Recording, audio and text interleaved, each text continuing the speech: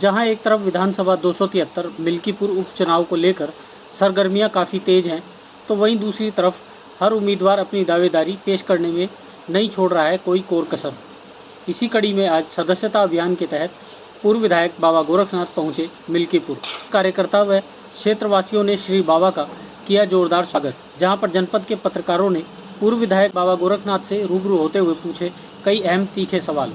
साथ ही साथ क्या इस बार भारतीय जनता पार्टी आपको अपना उम्मीदवार बनाएगी व 84 कोसी परिक्रमा मार्ग, जो कि पुराने स्थान से हटकर नया स्थान चयनित किए जाने से रेवतीगंज बाजार वासियों के आशियाने को है खतरा, जिससे सरकार व परिक्रमा मार्ग का कर रहे हैं विरोध, जिसको लेकर पूर्व विधायक बाबा गोरखनाथ ने क्या कुछ कहा, देखें।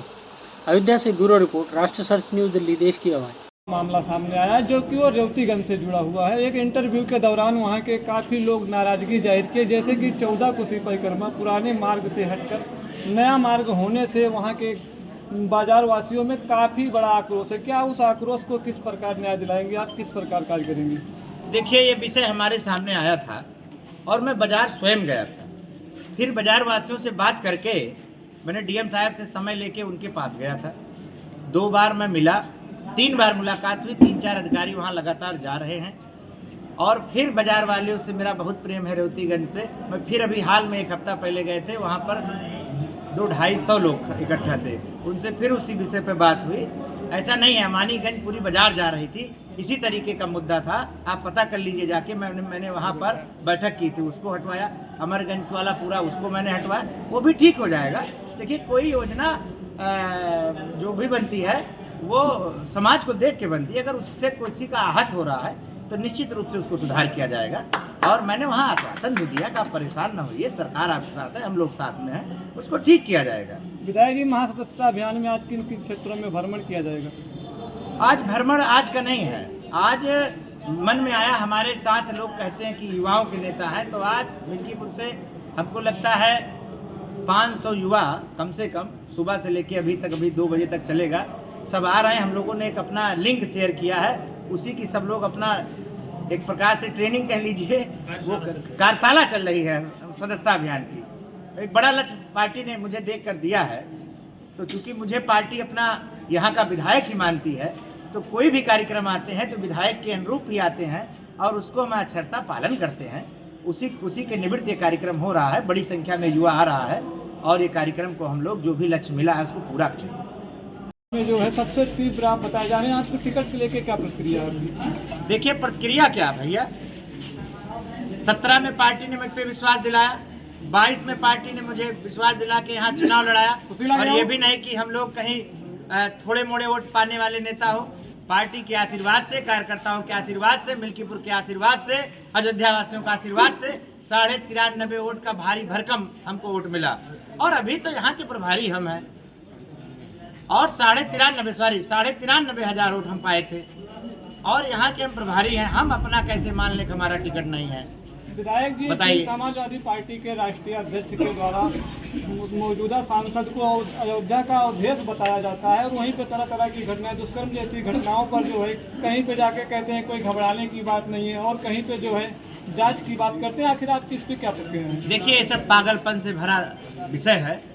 अब अयोध्या के राजा कहना हंसी के पात्र के बराबर है, नहीं कहना चाहिए। हम लोग सेवक हैं, केहू यहाँ नखरा करे, जनता है, मुड़े बैठावे जाना था तो पटकहू जाना था भैया, समझो नहीं। 17 में हमें विधायक बनाए और उतारिस तुरंत 22 माह गद्दी से दूसरे के बनाए, समझो नहीं। और फिर हमारे चाल चलन कहा बात ठीक बा बाबा, ठीक रहे, और फिर बनाए, बड़े वोट से बनाए, 25-30 हजार वोट से बनाए। अब आप देखो, यह राजा रानी नहीं है। जब से डॉक्टर भीमराव अम्बेडकर हम लोगों के भगवान के समान है, उन्होंने संविधान बनाया, तब से तय हो गया कि सबके वोट की वैल्यू एक है, चाहे वो अरबपति हुए और चाहे बेचारा रिक्शा चलाने वाला हुए और चाहे खेतिहर मजदूर हुए, सबके वोट के पावर एक है और सबके पावर एक है।